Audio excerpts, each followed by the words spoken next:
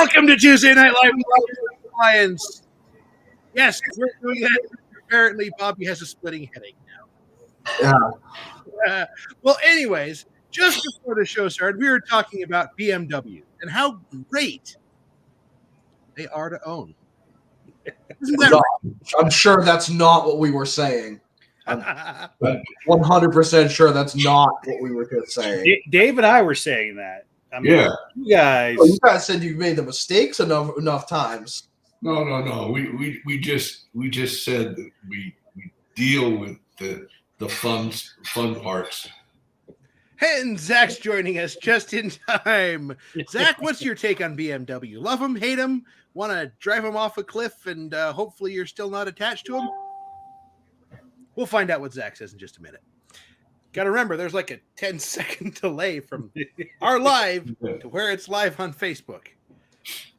Anyway, since you can tell that we're obviously missing fearless leader himself, Marv, you got us yahoos tonight. Inmates running the asylum. That's right. And tonight it's story time. We're just going to have a great old time. If you get some value out of this, well, you read into it too far. Get some value out of this. It means that you will learn from the mistakes that Dave and I have made over the many years of our friendship, and you will possibly not repeat, or possibly will repeat the things that we have done. And will you find a greater hive of villainy and scum in the universe? Before we get going too much further down the rabbit hole of villainy and scum and BMWs and Firebirds and whatever else has you. North Stars.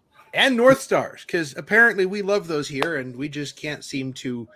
The engines are great, allegedly. The rest of the car we can just, pitch out the window. Anyways, before we get going too much further, guys, we've got the mechanicalliance.com website. There are training resources galore back there. And I know you guys are chomping at the bit for every training opportunity you can possibly get to get your hands on or your brain on, one of the two. Go take a look at the Mechanic Alliance website. Go sign up and go get all those training resources, enlarge those brain, deepen those brain grooves, and work on your neuroplasticity. Yes, big word. Very big word. I don't even have a response for that. Well, we can just call it a night there. Good night, everyone. Just kidding. Well, thanks to Hammond. Back to the studio. That's my line. Anyways, and Zach, the great Zach Zelenak, says depends on what he has to do with a BMW, but generally they suck. You know what? They might suck to work on. Actually, no, let's rephrase that. They do suck to work on. They're brilliant to drive. But you just know that you push it just a little bit too hard, and there's going to be the very distinct sound of your wallet snapping open and not closing again until the mechanic's daughter is going through her second bachelor's degree. They're called broke man's whip for a reason. I haven't heard that one before. What? That's like the most popular BMW acronym. I've known a few others that are more popular. I'm not gonna repeat them because I don't want to get banned from everything everywhere except for Twitter. Thank you, Elon Musk. But my experience with BMWs, I will own another one. I can't deny that. I've already been looking because I can't help myself. It may be LS swapped. No, actually, I would love to LS swap like an old Jag XJC or something like that, just for shits and giggles and to piss off the purists. Bobby will constantly listen to me ranting about what I want to do with cars, and he'll always try to steer me back to something that's a little more. He knows what's going to happen. He knows I'm going to get pissed off. He knows I'm going to get frustrated. I'm going to blow a bunch of money that I really shouldn't blow on stupid projects I shouldn't be touching.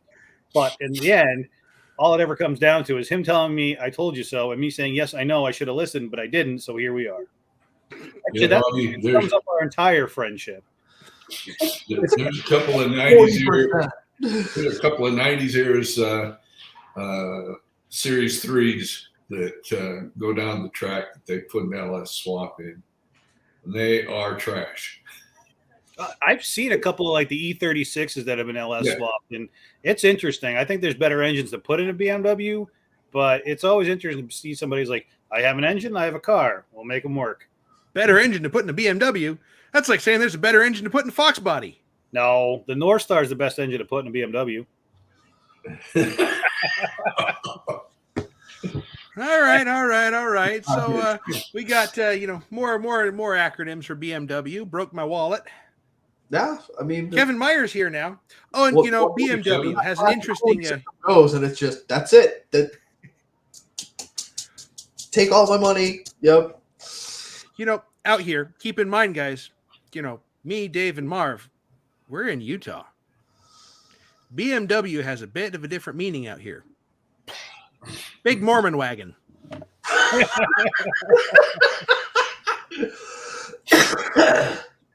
Yeah, it's well, only cocks drive BMWs, right, Bobby? What? Only cocks drive BMWs? Yes. The cockometer is pinned as soon as you see the BMW. Although I think Audi may have taken that away from them. I'm not sure. Either way, Audi or BMW, generally there's a cock driving it.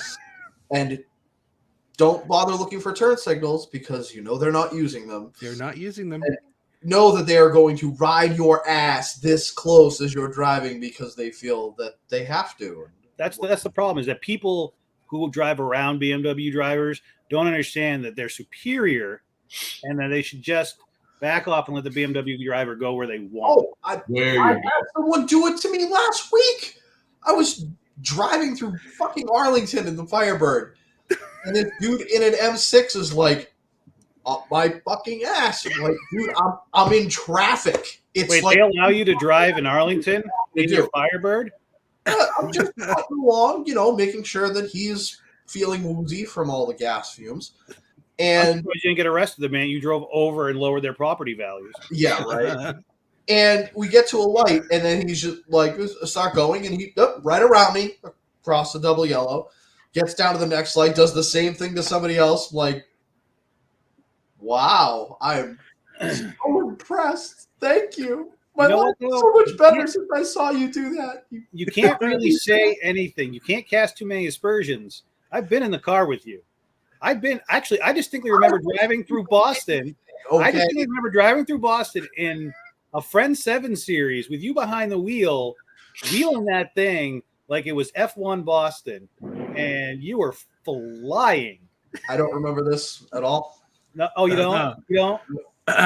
Pretty sure it was Dan 7 series. Shut up. And I was sitting in the back seat holding on for dear life.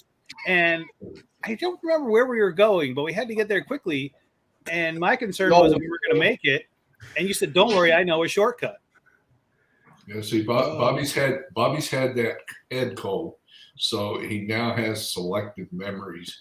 Yes. Selective memories, my ass. I bet you this kid still knows every goddamn shortcut through Boston, including using the Boston Police Department parking garages to beat traffic. It was just a parking lot. It wasn't a garage, but yes, I You went through there sideways.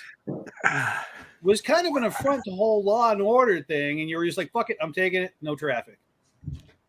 Oh, I consider myself. Wow. I couldn't go in there. They hadn't put the signs up saying police vehicles only yet. They probably did because of me, but There's probably a lot of traffic laws out there because of you. yeah. I ignore them all anyway. Yeah, Was it you that ran the police printer out of ink, getting your copy of your driving record? I believe? It was like 4 pages long. My driving record is not the best. I may have fractured the occasional law once, twice, 10 times. We've You lost guys track. know that saying where if you draw a line in the sand, people will walk up to it, but they won't cross it. Bobby runs up to it, stops, tapped it, burns out on it, and then just keeps going. There's no. I'm gonna maybe abide by this law. There's no bending the rules. It's you made a rule. I don't like it. I don't remember being asked about it for my input, so I'm just going to ignore it and assume that you weren't including me in it. The biggest bullshit you can imagine. I have been given a ticket for doing a burnout when I wasn't even in my car. Yet you did avoid that ticket doing the burnout in the car when you are actually doing donuts in the car. No, In I front don't of the cops. but I'm actually doing shit. I'm standing across the parking lot from my car, and a cop pulls up, and one of my friends is doing a burnout in his car. They ticket me, and I'm like, "What?" You were clearly the instigator. They're like, "Well, the officer says he saw it." I'm like, "That's impressive," because I wasn't in the car doing anything. I was on the other side of the parking lot. My car was off. I'm getting the impression that Bobby really is from like backwoods Tennessee, run and shine for a while. I think he'd be just as home on those back roads. I'll tell you that. You know what it is? It's not a complete and utter lack of respect for the law. It's once again comes down to the fact that we weren't consulted when the laws were made, so we just assume that they don't apply to us because they didn't ask for our input. Now, There you go. if we were to go back through our storied history, especially revolving around cars and antics, I'm just as guilty on a lot of things as he is. Although I don't think Bobby's ever had guns pulled on him after getting into a car accident. No. But that actually predates my relationship with Bobby. So that was just me driving into a fence inside a military base. That's fine. They didn't shoot. The words beforehand were uttered. Hey, watch this. Oh, there's been plenty of that. There's between you and me and all the people that we have interacted with in our lives that we may have had good or bad impressions on. It's that gamesmanship of, hey, I've done this. Oh, well, then I have to do this. Oh, then I have to do this. So then I have to do I this. have never left a bad impression on anybody. I'm pretty sure we've left a terrible impression on multiple police departments. More than a few women's Significant others, veterinarians, because I'm sure that we've pissed off somebody by doing something. I'm sure. So, was there any phrases of "hold my beer"? All the time. Oh, Jesus. Nick Scappa just messaged me. That's interesting. So there was one time we were up in New Hampshire, Bobby and I, and my place is located in the White Mountain region, and it's out a couple miles from the closest town. And Bobby was up. I don't know if this is your first time or second time. I don't remember.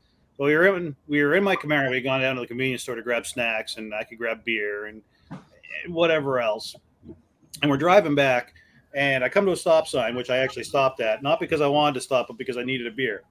So I reached in the back seat, opened and grabbed the beer, and popped the top. And he looks at me and goes, "Dude, you can't do that." I'm like, "What?" And he goes, "You can't drink and drive." I'm like, "Trust me, we won't see another car from here to my place." And I think I killed like 2 beers on the way home, and I was right. We didn't see another car. Oh, jeez. We're not saying that you should do this, by the way. Definitely not. This was me being young and dumb, and I was pretty convinced I was either going to die young or I was immortal. I wasn't sure yet which one yet, but I was trying both out for, thoroughly testing. So the fact that you didn't die, we must assume that you're immortal now. That's the rumor.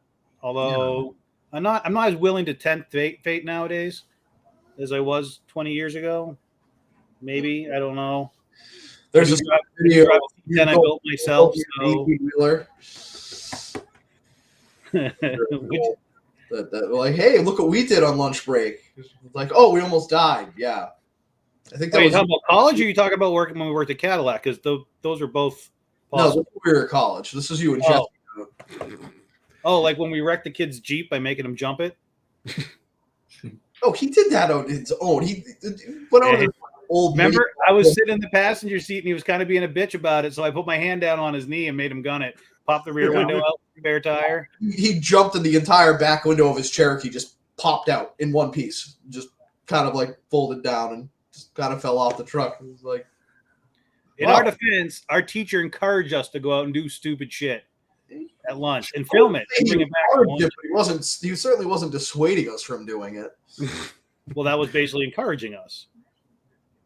I mean, yeah. Semantics. So last time we were on, I meant to ask both of you a question. I never got around to it because we were getting late and stuff. 5 Mile an Hour Fridays. Oh, yeah. So that was Frost Cadillac. We had a runner truck, which was a 91, like 94. It was a square body Explorer, a 2-door. Jurassic Park 1 type Explorer. Yeah. Why'd you have an exploder for a Cadillac dealer? They got it as a auction. trade-in. Yeah. Eh, Valve cover gasket poured oil out. It would stall randomly. And at the worst moments, too. Like if going through an intersection, I think it would just conk out. Yeah, and I'm like, yep, hang on, they're just rolling through a neutral. Okay, so hopefully no one's going to hit me.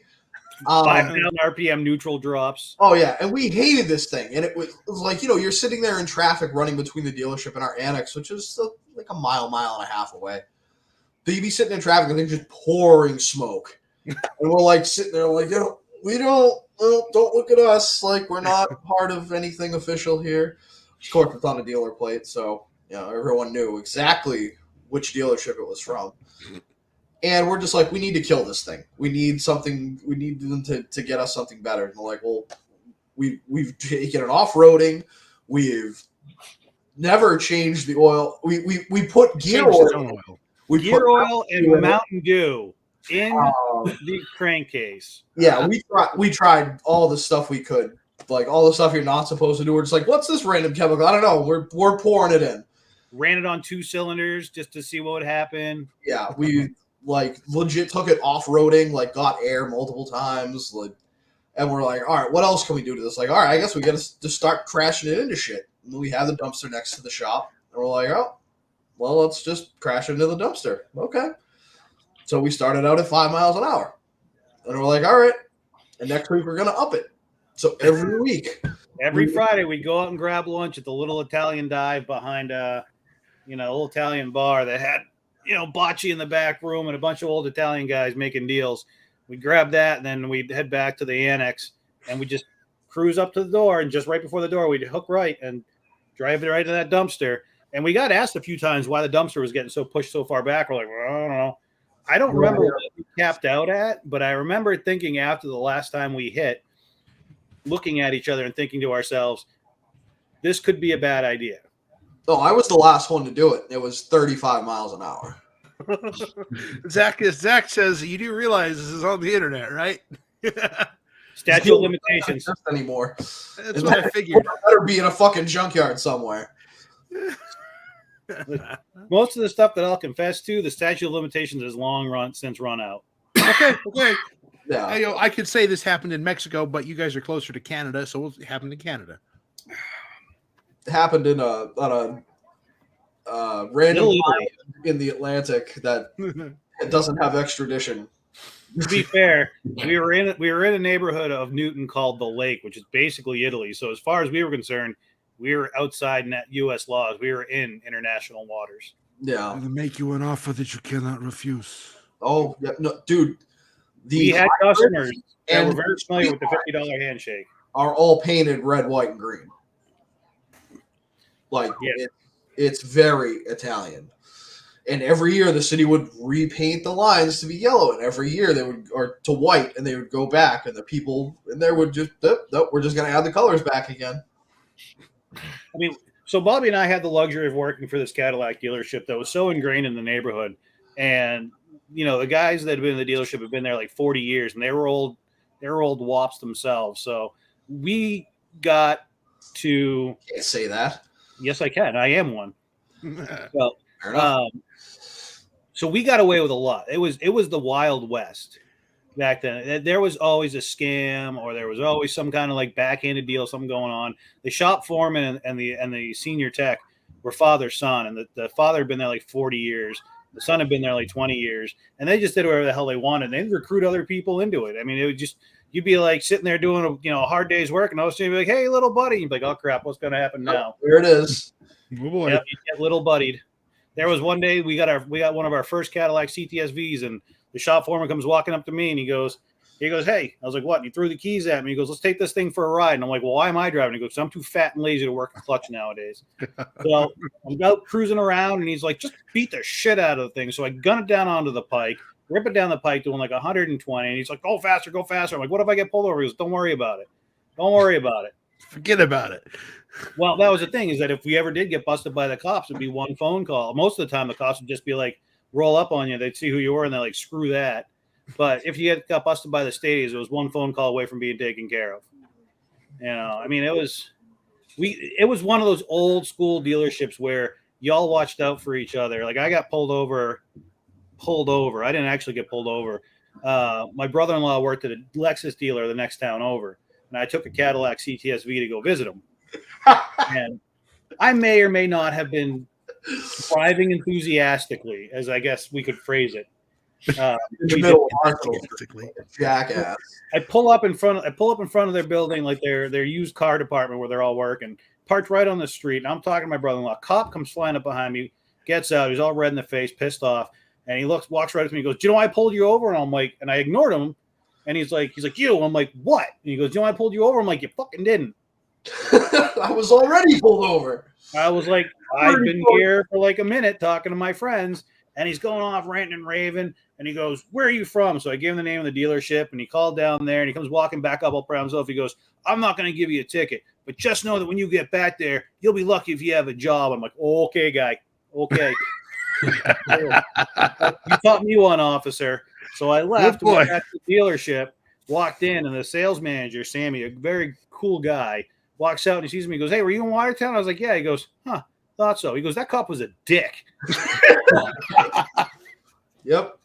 I mean, So here the Cadillac dealership closest to Boston. So anybody who was getting a Cadillac, like our governor, Deval Patrick, he got one. A couple of like Celtics, Patriots, players, like if they were getting a Cadillac, they got it through us. And so we were known all around the place. And also anyone who worked in the city who happened to have a Cadillac would bring it to us. And so I'd be out on a test drive and get stopped by a Newton cop in the middle of Newton Center just to ask me if he can get his car in tomorrow to get it fixed.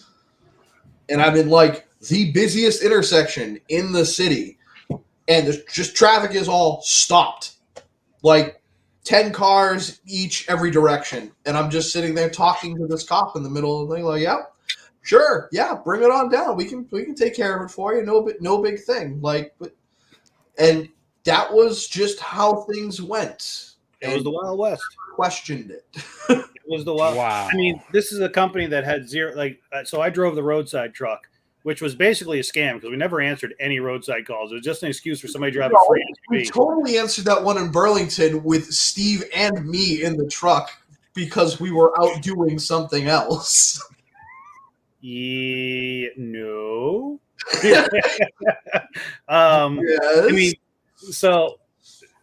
I mean, it was just, I drive around in that thing and I would just call in roadside calls for myself to answer so I could go home early.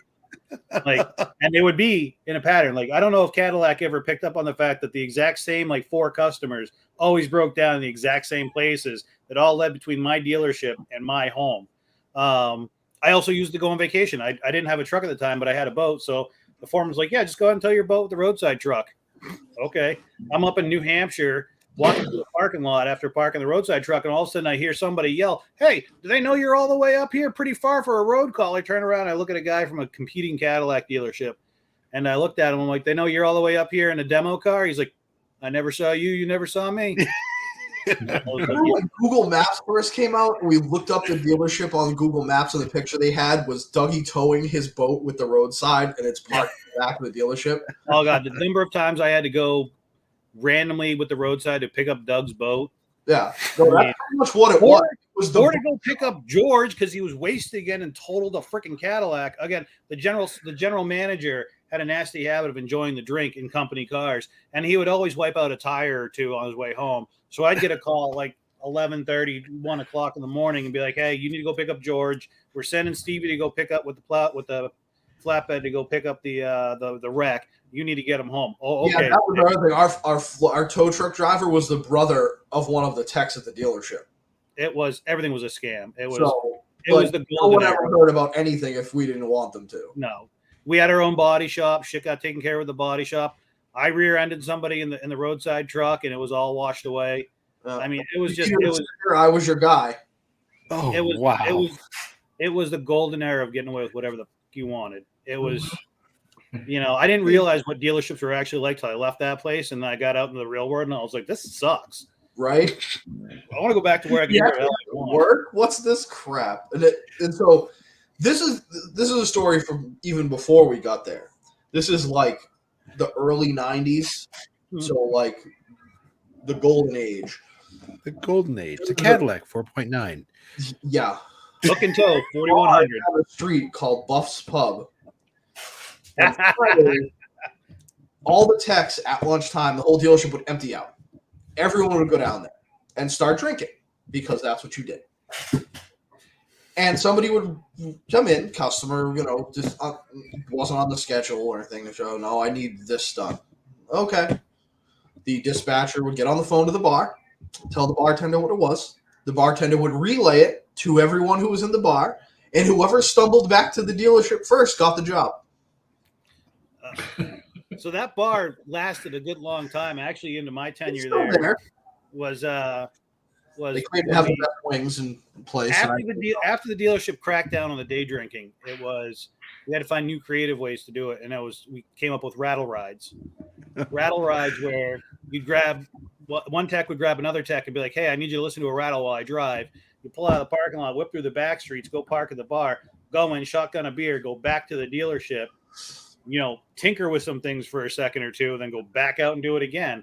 And the service manager got a little upset, the foreman and I, for doing that. Yeah, I mean, That's what some people did for fun. The rest of us were like, "Oh, okay. Hey, look, there's someone who's in a trunk looking for a water leak. Hook, shut the trunk. oh god, Car, the take it number out, of times I was car sick from getting slammed in a trunk, and Yeah. driven around at high rates. Of turn speed. around and like, oh, gotta test the brakes real quick." And walking the trunk, slamming around, no spare tire, no nothing. So just the rod that's sticking up out of the base where you'd spin the lockdown for the spare tire to hold it in place. I'm trying That's to where he learned to love taking rod. failed. Yeah. And Oh, my were you there? goodness. Were you there when the cops called on us for, looking at the person behind me, shutting the trunk again. Hey, for anybody watching, does this happen everywhere, or is this just we're talking little Italy up there in Boston? I mean, I think that a lot of people would frown heavily on the kind of things we did, but we're both still alive. How bad could it be? We were as much as I hate to say it, we were grossly overpaid and really bored. I mean, it's sad to say when I think back to like what I was getting paid as a technician at the Cadillac dealership. Now, granted, I maneuvered myself in a couple really good ways between cutting deals and basically telling the service manager what I want. I quit once and came back after the kid they hired to replace me sucked so bad.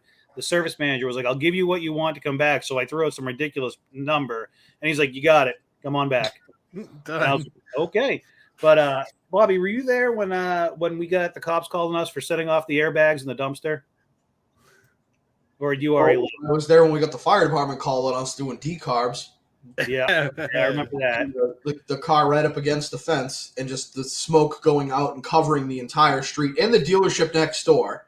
Yep. But they didn't really care because they did it to us too. But yeah, they definitely called the fire department on us a couple of times for that. They're like, "What do you want us to do? Like, this is just a byproduct of us trying to get carbon off the pistons." Like, so there was we a couple either do it out into the street or we do it to the houses behind the dealership, and they're definitely not going to like that. So those same houses were really prissy about everything we do at the dealership. So one day we got bored.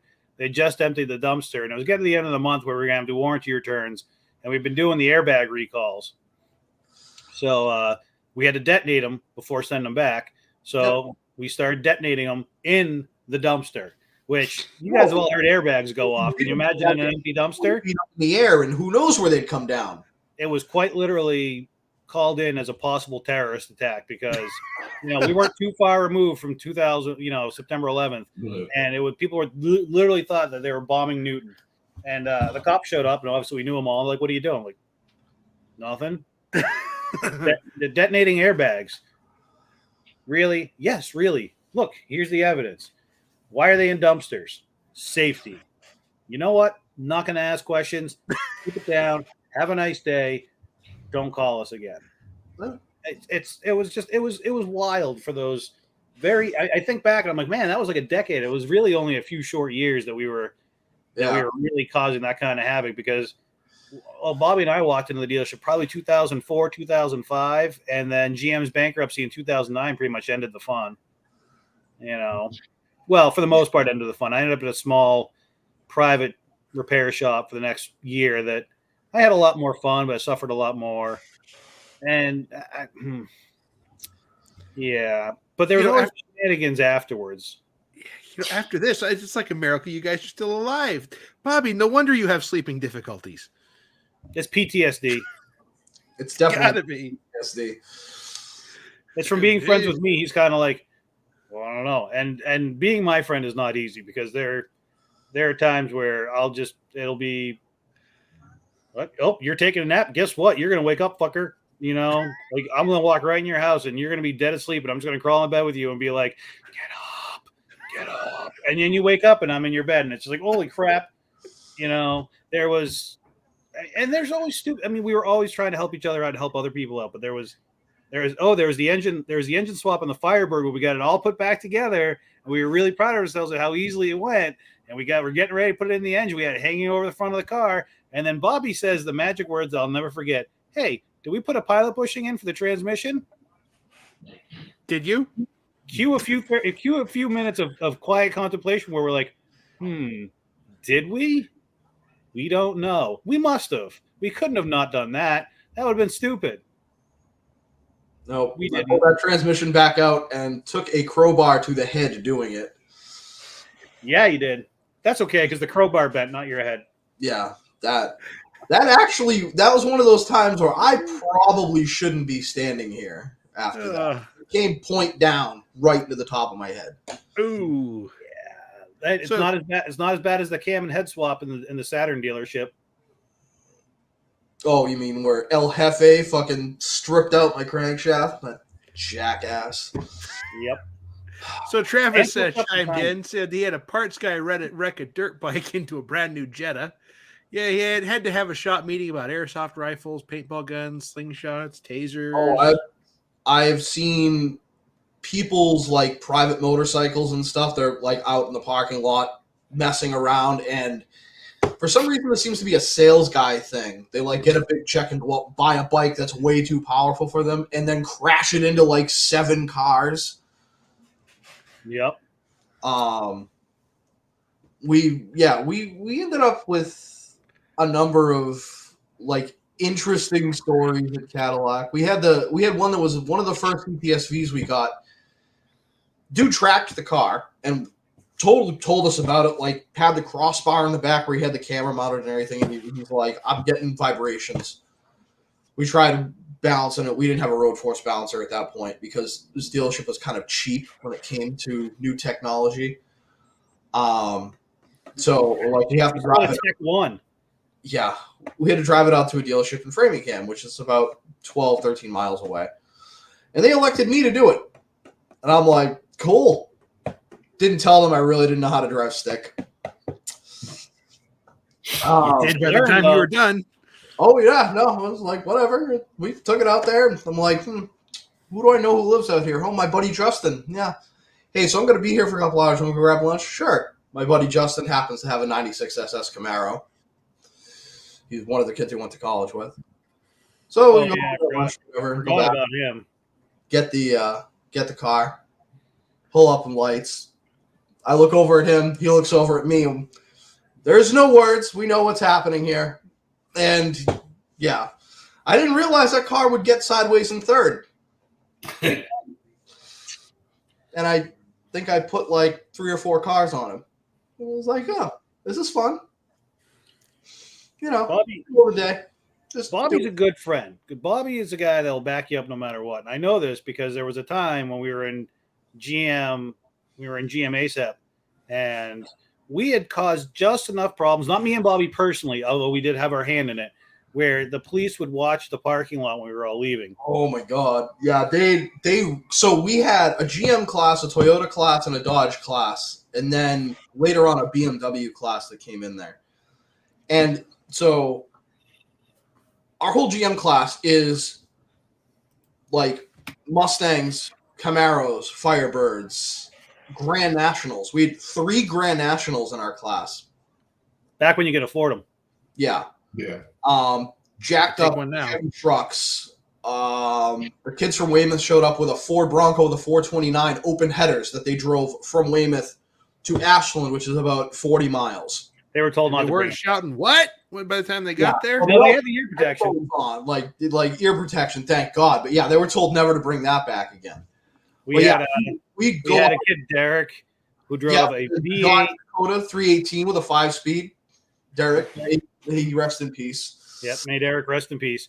He'd do burnouts all the time. But there was one kid who was very quiet, Brian. He was very nice, drove a 6-cylinder Camaro, didn't cause any problems. He pulls out of the parking lot one day, takes a left, gets pulled over immediately by the cops, and we're all kind of bullshit about it. And I was so bullshit about it that I said, I'm going to do something about this. So I hopped in my 79 Z28, and I pulled out of the parking lot, and this thing was equipped with a V8. And I rolled up just past where the cop was standing next to Brian and dumped the clutch and laid it sideways and banged in the second gear. The cop ran to his car, came after me. I hooked right into a parking lot for a supermarket, and we played, you know those old friggin' stupid British comedies where they're running from one door to the other and they're just across the hallways from each other? It was basically me and Miss Cop doing the exact same thing till I blew out of the parking lot sideways and took off and disappeared. Luckily, I got away. But the next time we were in class, I'd driven my other car. I think I'd driven my white Ford Ranger. And the cop showed up and was asking questions about my car. And I was like, well, shit, I can't bring anything. I can't bring that back for a while. So Bobby, on his way to school every day, would swing by and pick me up, even though it was out of his way, to keep me from getting busted by the cops, because they were out looking for me. And they were very intent on getting me. Very, very... Well, you were the only red second gen in the class, so it was really easy to be like, oh, it's that kid. But like, banging gears, ripping butts.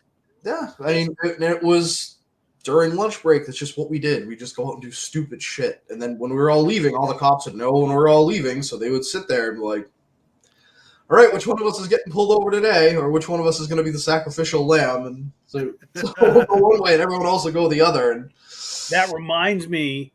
Getting the Beretta Airborne in the parking lot at the main campus. Oh, Remember yeah, all those Saab. You versus the Saab for airtime. Yeah, little lower parking lot to an upper parking lot. That was just enough that you could do it. Whee! Yeah. Were there marks left on the ground when you're done? Yeah, no, I definitely scraped the subframe a couple of times. A couple times. The fact that you still get bolts out of that thing by the time you got rid of the car is a goddamn miracle. I didn't. I gave it to El Jefe, and he ran it into the fucking ground. Oh wow! That's because his Turbo Grand Prix never ran.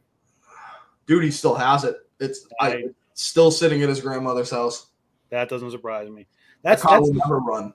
That car has been apart for God, at least 20 years at this point, because he got it, I think, either senior year in high school or maybe the year after.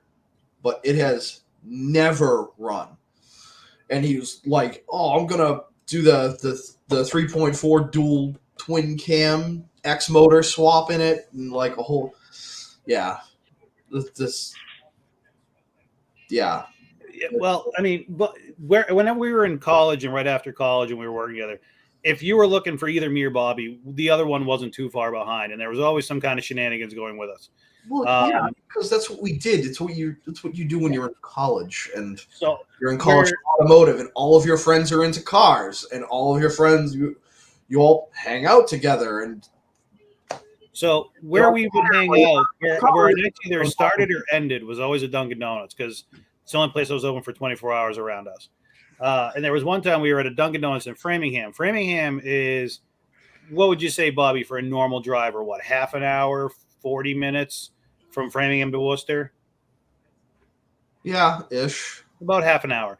So we announced that we were heading out to Worcester because we were bored, and we asked if anybody wanted to come. And a friend of ours, Maddie, she's a very sweet girl, loves Camaros. she's like, "Nah, I'm going to hang back here, whatever." So we hop on the highway, and now mind you, I had just taken possession of my first really new car, which is an 06 Grand Prix Supercharged, and we were heading out there. And Bobby's like, "Well, let's see what this thing can do." And I said, "You know what? You're right. Let's see what this thing can do." So we're flying down the pike, and God knows, I don't know, I don't remember how fast we were going, but we're pulling off the exit to pull into Worcester to go to that Dunkin' Donuts thing out, more car people, and our friend Maddie calls us, and she goes, "Oh, you know what? You guys are still around. Well, I'll go with you." We're like, "Oh, we're already in Worcester. We're pulling off off the pike." She goes, "I talked to you 5 or 10 minutes ago." We're like, "Yeah." Good news though, the Pontiac goes really fast.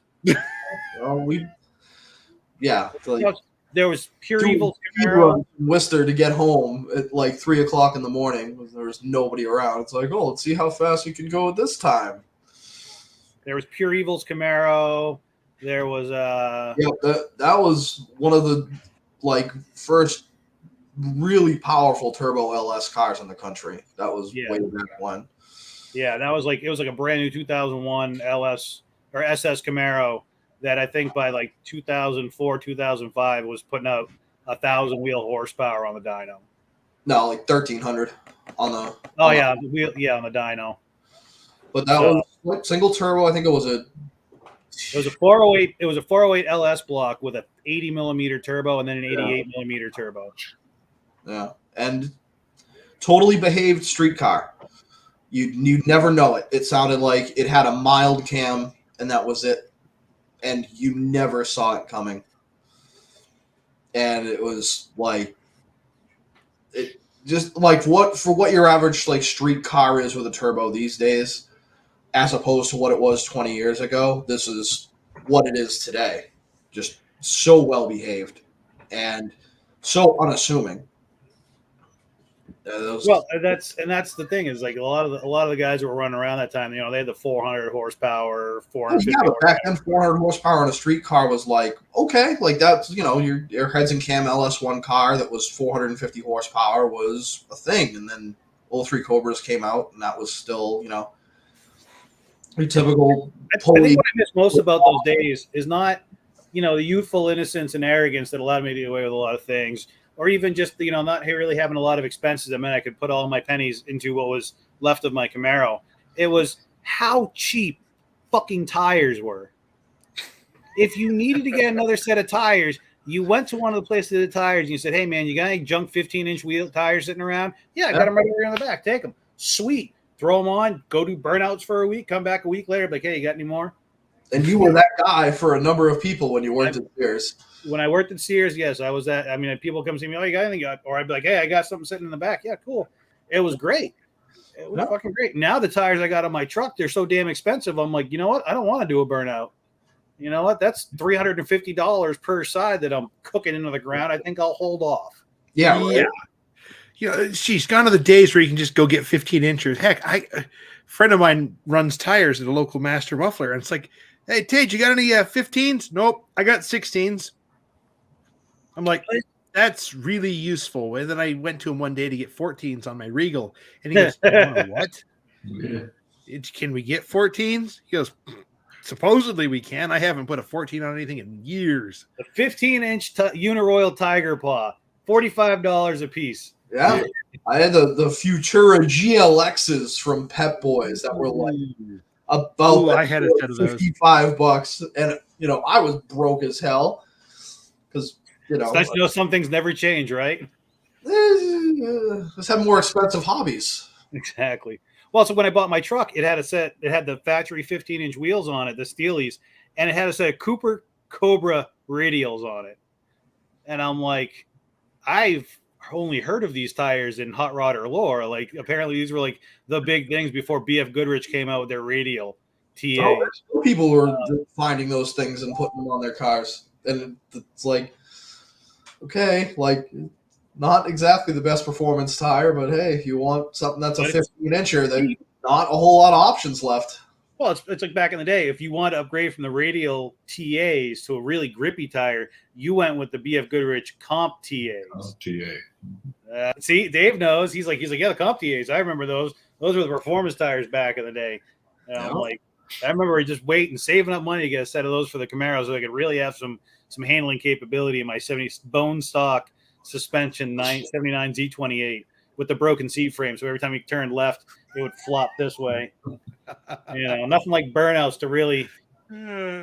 Actually, I think I was blowing it sideways at Bobby's house when the seat frame broke because I blew it sideways at his house. The seat frame broke and I flopped to the right, spilled my iced coffee, saved the iced coffee while smoking a cigarette, and didn't cause a wreck, which was Bobby was looking at me. He goes, "What went wrong?" And I was like, "I think my seat frame broke." And he's like, "Yeah, I'd say that's broken." It was a requirement that if you left my house, you had to leave rubber, and everybody knew it. So if I'm sure anyone, your neighbors loved you. Fuck his neighbors. I got the fire department called multiple times for smoke in an intersection. But like, I had friends coming over with everything from Trans Ams to Mustangs to my buddy with a 10-second Ford Lightning, and he did no problem. He just knew. He just go back out in the street in the middle of the day on a Saturday, whatever, set the line lock, and just sit there for a good 20 seconds, and then just take off. And he was like, yeah. There'd be days we'd be just sitting at his house, eating, we'd grab pizza or something, in a local place. We'd be sitting there eating, watching a movie or something. And all you hear is, whoop, whoop, whoop, whoop. And somebody's just blowing tires off going through the intersection. Yep. And Bobby looks out the window, I'm like, hey, I know that guy. Yep. We did the same. And even people who didn't know me would see the intersection and they would see all the burnout marks all over the place. Like, oh, this must be the place to do this. And so, yes, it is. There was terror. We use burnouts as tools of terror. When I was on the street that I grew up, much quieter neighborhood, much more affluent, upper middle class neighborhood. The guy down the street was pissed off at me one day because I pulled the Camaro out of storage, and I was having problems getting some crud out of the carburetor. So I kept firing it up, revving it up, and trying to clear it out. And it would stall, and I'd do it all over again. So my mother, who, God rest her soul, was very supportive of mine and my brother's car addiction, was walking down the street to make sure I was okay. And the neighbor came out and started yelling at her. So I had words with him. And I decided after he yelled at my mother that he would never have a moment of peace for the summer. So I talked to all my friends, Bobby included, that anytime you rolled down the street, I pointed out which house it was, you were to drop it and burn tires in front of his house. And I had a lot of friends with a lot of powerful, loud cars. And this guy didn't have any peace for the entire summer. It was seal coated in front of his house from how many whole shots were done. On your street, because you had John Sellers, you had the other John who had the Cougar who lived down the other end of the street. Yeah, you had Tommy Sellers. And Tommy Sellers, yeah. And so, and didn't he live right across the street from him? Yeah, pretty much. Yeah, and now my brother-in-law lives there, and I can't convince him to do burnouts at free random on the street. Ah, darn it! I see signs all over the place. Drive like your kids live here. I don't have. Hey kids, watch this. Yeah. It's funny because I come from a long line of irresponsible, responsible car guys. We're responsible in the way we build them, but we're irresponsible in the way we drive them. My uncle drives a Cobra kit car. My other uncle has a 62 Corvette. My brother has a Corvette. I have the C10. My cousin Scott's into motorcycles and building powerful motorcycles. And it's just, my brother-in-law has had motorcycles. He's got a Caprice PPV right now. And it's just stupid. We get together and it just turns into giant. There was one day I was leaving my brother's house and his wife does like me. She does. She doesn't like the influence I have over her husband. So I was backing out of the driveway in my truck, and my brother-in-law looks at me and goes, "Hey, I bet you that thing can't do a burnout." So I looked at my brother real quick, and he was kind of he didn't really even have a look on his face. So I was like, "All right, fuck it," and laid rubber clear down their street. And his wife was a little mad at me for a little while, but I'm like, "Hey, you know what? You married into this family. You knew what you were getting long before you said I do." So yeah, right. Saw the front yard of just stacked cars in the driveway and everything. At one point, my poor mother, she looked at me and my twin brother and said, "Look, I appreciate that you guys have a hobby and that it keeps you out of trouble most of the time, but Most of the time. really got to focus on thinning out the herd." I think between me and my twin brother, we had something like 8 cars, and they were There were 8 cars parked at my parents' house and spread throughout most of Massachusetts, where we had friends that would let us store cars. A friend of mine traded me a race car, like an actual cage stock car, because he owed me money. And I was like, okay, I don't have anywhere to put this. So it got ditched at my friend's house, stayed there for about 24 hours before his dad was like, it's out of here. It went to another friend's house. And then I had a serious moment where I'm like, I'm not going to do anything with this. I don't have the money or the time or frankly the talent to build an actual competitive race car that I dug out of a snowbank. So I was like, I sold it to a friend for like $200. And I don't know what happened to it after that. But I mean, my poor mother, God bless her, she was just like, she's like, I'd like to be able to park in my own driveway. I really would. I get home from work. I'd like to not have 3 Camaros, a Corvette with only half its body on, Ford Ranger, Cougar, 2 Lincolns, 3rd gen Camaro. It was absurd. I don't even know where I wish I could get cars as freely and quickly and cheaply as I did back then. Dropping $500, bringing home 2 cars, one for parts, one for build. It's going into a junkyard and finding a fully functioning 2nd gen you can just buy for a couple $100. And because you need the parts off it, you end up driving it for a year unregistered because fuck it, why not? So we're getting close to wrapping this up. What's the one that got away? What's the one you kick yourself for having parted ways with? I'll let Bobby go first on that one because he's got a few. Jesus. Your GTZ. Z26, and no. I crashed the black one. I missed that because that was my first car. Or second car, actually, because the first one was an 89 Firebird. Oh, Bobby froze. But I don't know. Like I've had more 3rd gen Firebirds than I really know what to do with, and they all have memories associated with them. But I don't know that I necessarily miss any of them, aside from I wish I'd still have them. But at the same time, the one I have right now is better than any of the other ones I had. So I don't know. Fair enough. I've come close to buying a couple of LS1 Trans Ams.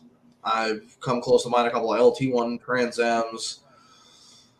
But I don't know. For some reason, I just always end up with a 3rd gen. And now 4th gens are impossible to buy because everyone's like, this car that was worth $3,000 10 years ago is now worth $20,000. It's like, really not. But thank you, Barrett Jackson and Meekum, for making people think it is. Right. Dave Swenson, what's the one that you regret either not buying or letting slip away? Oh, the one not buying is a 71 GTX. The one that I let get away was a 70 Challenger TA 346 pack. I never had anything that cool. Yeah, it was funny. You got 3 GM guys and 1 Chrysler guy down there. Yeah. I'm outnumbered. It's okay. The other Dave.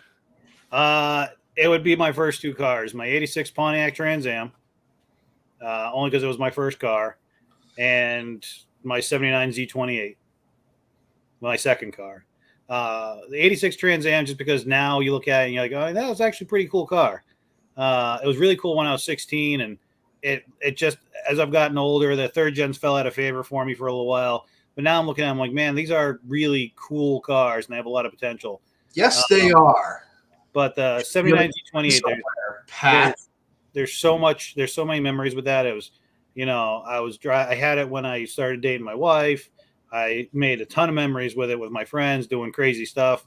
I mean, shit, I was driving the day I met Bobby. So, I mean, there are a bunch of memories, and the car got an unceremonious end. And, it's just one of those things where I wish I still had that. As for cars that I never bought, I pretty much have bought every car I've ever wanted that kind of stumbled across. Like, I should buy this, other than like the super exotics. And even now I'm getting to the point where I'm like, you know what? Maybe I want to buy a Porsche. Maybe I want to buy a Jag. Maybe I want to buy the Jag. Well, okay, then I'm going to buy the Porsche and just piss you off. Okay. At least you won't be calling me to help you fix the Jag. No, I'll be calling you to help me fix the Porsche. Okay. It's all good. You know? Yeah, But believe it or not, as much as I'm a GM guy, I let a 63 Dodge Dart GT slip through my fingers. ooh, you know, Leaning tower of power, slant 6. I wanted to put, just a 340, 360, heck, even a 318 to make the thing go quick. I Straight mean- axle, make it into a gaster. The thing would have been a riot. Guy I think- wanted like $600 for it. It would have been 2005. I Oh, should've actually, bought the that car. did remind me of a car that I let get away. I went and looked at a Oh. 73 Trans Am, roll bar in it, 4-speed, 400. It was a little crusty around the corners, no worse than the 79 G28 I ended up getting. But I remember my dad looked at it with me and he goes, you don't want this thing. It's a pile of shit. And I'm like, well, my dad's a Ford guy. And he was disappointed that his son was a GM guy. In fact, I think that he responded when I told him I wanted to buy a GM. He looked at me. I assume how somebody would look at their child who had just come out to them as gay, kind of like, this is not what I expected out of you, and I'm still processing it. I'll understand, or I'll support you, but I don't understand. So I think he was still mad at me when I wanted to buy the Trans Am. He's like, no, you can't have it. You can't have it. Now I look back and I realize how little my father actually knew about cars. And I probably should have bought that 73 Firebird Formula with the 400 and the 4-speed for $1,000. Yep. And because that would have been a car that just, I can't touch one of those cars now. I can't do it. It's very desirable today. Hugely desirable. And I'm just like, I'll never own one short of finding one in a junkyard that's, and I live up here in the Northeast. I mean, anything that sits in a junkyard for 10 years is junk. You don't want to own it. So if anybody out there who's hearing this lives in a dry region and happens to know where there's a 71 through 73 Trans Am sitting in a junkyard that the body's solid, doesn't have to run, shoot me a PM because I will happily hop on a flight. Ask Bobby. He's already driven to Tennessee to get his C10, so Tennessee to get my pickup truck, so I will happily help. No, just come out here, spend some time with the Mechanic Alliance team in St. George. We'll find you something that's not crusty. Yeah, I can only imagine. I think that'd be the definition of a bad influence. Arizona. I'm flying on out to meet people I've only met online, and they're all car guys. So I promise I won't come home with anything. Yeah. It'll be me and Bobby flying back across, driving back across the country, whacking a carburetor with a rock from the side of the road, swearing, being like, "Why the hell would you think this was a good idea? I don't know. You talked me into it. No, you talked me into it. No, you talked me into it. It wouldn't be the first time one of us has driven a car while the other is sitting on the hood spraying something with carb clean to get it running so we could get it somewhere. Or doing some sketchy ass wiring to keep it from setting itself on fire. Yeah. Hot wiring headlamps in a parking lot because the friggin' floor switch went. Yep. Rebuilding carburetor on a pole, fixing a Cadillac coolant system in a parking lot. So you guys are the original roadkill. Oh, you know what? Yeah, probably. I mean, to a certain extent, we were. And I was actually a little bummed when I first started watching Roadkill. I'm like, these guys stole my idea. They stole our lives. You heard it for here first. Dave and Bobby would have been the real Finnegan and Freeburger. I do wear khakis and cargo shorts, flip flops, and t-shirts when I'm working in the shop. I mean, Bobby, I'll replace engines in flip flops. And it doesn't even faze me. And people are like, you're going to lose a toe. I'm like, I got 9 others. Well, you swap gas tanks while smoking a cigarette, and caught up to you yet. Jimmy was just talking about that the other day when I did that on her car. I was fixing the fuel pump and smoking a cigarette. Yep. Eric, Travis has a 64 Dart GT for you. Yeah, I just saw that. I'm in no no position to me. pick it up. Don't encourage me. Although if I ever find anything of you guys your way, guess who's going to go look at it for me? Sure. Why the heck not? It's an adventure. Yeah. Bobby and I'll hop a flight, come out, meet you guys face to face. We'll have a barbecue, and then I'll drive my beater home and hopefully get more than 2 miles before it breaks down, unlike my pickup truck when I bought it in Tennessee. Good times, good times. Anyways, guys, I think we're going to end it off there. It's been an entertaining show. Viewership's been a little lackluster, but it's just we're just here having fun. Whatever. That's life. Yeah, Next week, we promise we will bring more value that actually matters to what we're doing here with Mechanic Alliance. When Marv gets back next week and the asylum is not being run by the inmates. Yes, exactly. Fearless Leader comes back. He will get us right back on where we need to be, and there will be nothing but value. We promise. He's watching this from a distance, just totally horrified. Like 1 week, I left them alone. 1 week, and this is what they do. Oh, well. Anyways, guys, thanks for watching. We'll catch you next week. Same bat time, same bat channel. See